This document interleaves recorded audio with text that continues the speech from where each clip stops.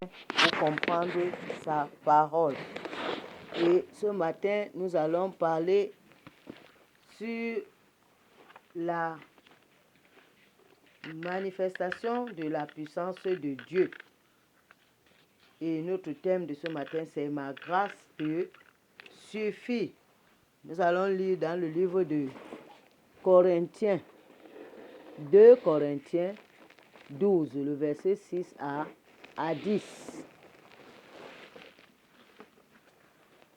Nous avons parlé hier des dons spirituels et les dons du Saint-Esprit. Ces dons que le Saint-Esprit nous donne, parmi eux, nous avons la révélation. Ce matin, l'apôtre Paul nous parle de la puissance de la révélation qui peut nous conduire à l'orgueil, qui peut nous rendre orgueilleux. Donc, quand tu reçois le Saint-Esprit, lorsque tu as reçu Jésus-Christ, les dons commencent à se manifester, tu commences à avoir des révélations, tu commences à guérir les malades, tu commences à recevoir les dons que tu utilises dans le service de Dieu. Ceci peut te conduire à l'orgueil. Et ce matin, le Seigneur voudrait nous faire comprendre que nous devons nous préserver de l'orgueil. Lisons la parole de Dieu de Corinthiens 12, le verset 6. Si je voulais me glorifier, je ne serais pas un insensé, car je dirais la vérité, mais je m'en abstiens afin que personne n'ait à mon sujet une opinion supérieure à ce qu'il voit en moi ou à ce qu'il entend de moi. Et pour que je ne sois pas enflé d'orgueil à cause de l'excellence de ces révélations, il m'a été mis une écharde dans la chair, un ange de Satan pour me souffleter et m'empêcher de m'enorgueillir.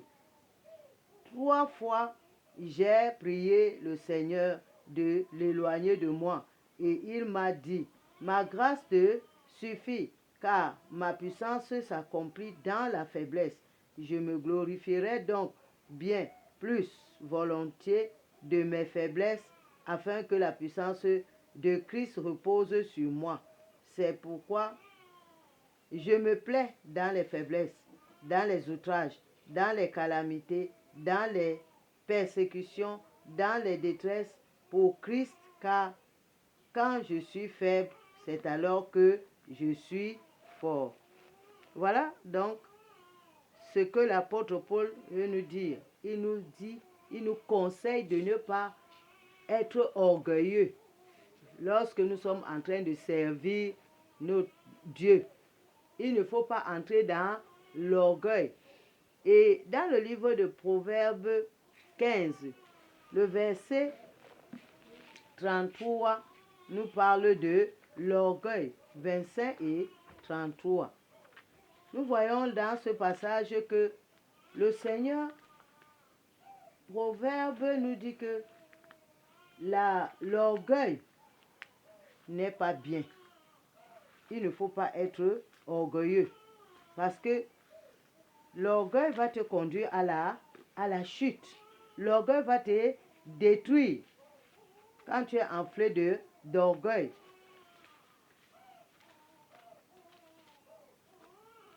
Il dit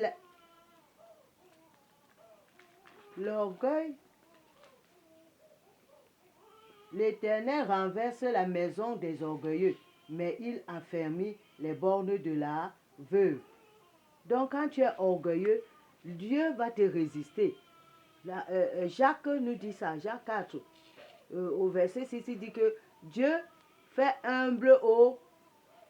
grâce aux humbles et il résiste aux aux orgueilleux. Et ici, on nous dit que Dieu va renverser, il va détruire. Il va te détruire quand tu es orgueilleux. Donc, l'orgueil n'est pas bien parce que nous sommes là. Ce n'est pas nous qui faisons quoi que ce soit. C'est le Seigneur qui fait. Donc, si le Seigneur t'utilise pour exhorter un frère, pour conseiller, tu ne dois pas t'enfler d'orgueil parce que à ce moment, tu es en train de dire que c'est toi qui est en train de faire. Donc, tu dois être préservé de l'orgueil. Et l'apôtre Paul nous donne son exemple. Il dit que lui, il a eu une écharde qui lui a été infligée. Cette écharde, c'est une difficulté. C'est-à-dire, ça peut être, c'était la maladie. Paul avait une maladie. Paul avait un problème. Comme toi et moi, aujourd'hui, nous pouvons aussi avoir un problème, une situation pour laquelle il a prié. Il dit qu'il a prié 3 fois. Mais le Seigneur ne l'a pas guéri de sa maladie. Beaucoup de personnes sont en train de traverser des situations comme ça, où une maladie est là, tu vas à l'hôpital, pas de suite, tu pries, pas de suite, et cela ne veut pas dire que le Seigneur n'est pas avec toi. L'apôtre Paul nous dit que cela lui est arrivé parce que Dieu voulait le préserver de l'orgueil. La parole de Dieu dit que tout ce que Dieu fait est bon. Tout ce que Dieu fait permet que ça arrive. À partir de ce moment, tu ne vis plus pour toi-même. C'est le Seigneur qui vit en toi. Et le Seigneur se rassure que quel que soit ce que tu traverses, cela ne doit pas te détruire. Cela ne doit pas t'affecter. C'est pourquoi c'est pour la gloire, c'est pour la gloire de Dieu. C'est pour te préserver de l'orgueil et de beaucoup de choses. Parce que le Seigneur est là. Il fait toutes choses bonnes en son temps. Et c'est pourquoi, quand Paul a prié, le Seigneur lui a dit, ma grâce te suffit. Ce matin, je suis venu t'apporter cette bonne nouvelle, que la grâce est disponible, la faveur est méritée. Tu n'as pas travaillé. Le Seigneur Jésus a déjà travaillé pour toi. Il a travaillé pour toutes les situations que tu peux traverser ici sur la terre. Et quand on regarde le passage de Ésaïe 54, verset 4 à 5, on nous parle des maîtrissures de Jésus. Donc, toutes ces maladies que nous connaissons, Jésus les a portées à la croix de Golgotha. Donc, la grâce est disponible. Et si la grâce est disponible, nous devons puiser sur cette grâce pour surmonter les épreuves, les difficultés quotidiennes, pour que cela ne nous affecte pas et que cela ne nous amène pas à nous décourager, à rétrograder, à baisser les bras. La grâce est disponible. Nous devons puiser dans cette source de grâce que le Seigneur a travaillé pour que nous puissions être aujourd'hui épargnés, que nous puissions être sauvés, que nous puissions avoir le salut. L'apôtre Paul a cité, a énuméré beaucoup de situations qu'il pouvait rencontrer. Il les a énumérées. Et cela permet que nous aussi, nous puissions, nous sommes dans le même monde. Le monde n'a pas changé. Les mêmes situations se passent tous les jours. Donc, Paul a dit qu'il préfère, parce que le Seigneur lui a dit, ma grâce te suffit. Et pour nous aussi, cette source de grâce existe. Donc, et le Seigneur dit que sa puissance se manifeste quand nous sommes faibles. Quand nous sommes faibles, c'est là que la puissance de Dieu se manifeste. Et Paul nous apprend ici que c'est pourquoi lui, il se plaît, dans le verset 10, dans les faiblesses, dans les outrages, dans les calomnies, dans les persécutions, dans les détresses pour Christ. Car quand je suis faible, c'est alors que je suis fort. Donc, quand on te calomnie, quand on se moque de toi, quand on t'insulte, tous ces outrages que nous subissons à cause du nom de Jésus-Christ, c'est une force. Ça nous rend forts. Ça nous rend victorieux.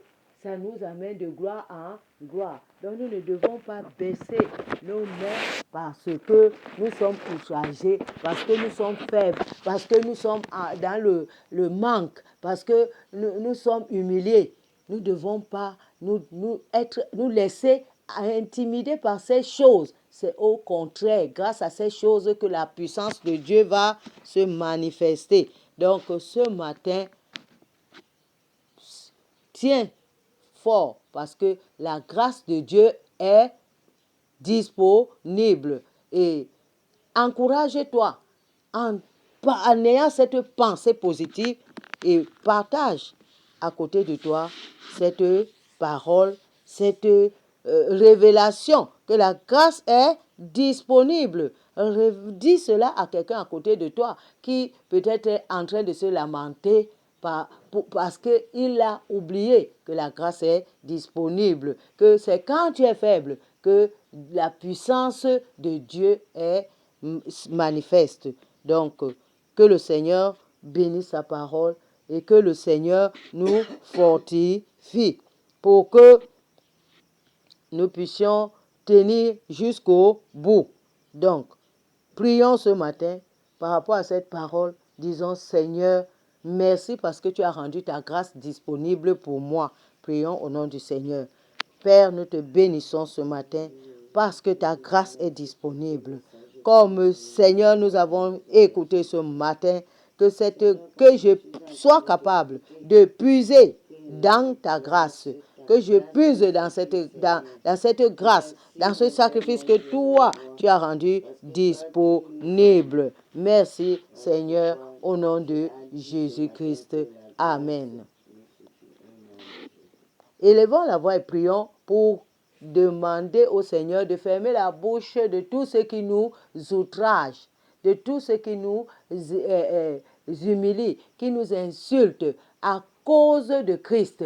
Que le Seigneur les ferme la bouche et qu'il ouvre leurs yeux pour qu'ils puissent voir, connaître Christ aussi comme nous. Prions au nom de Jésus.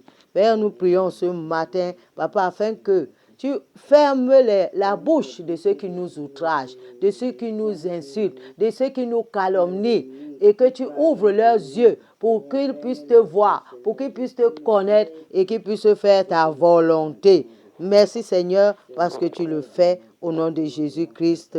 Amen.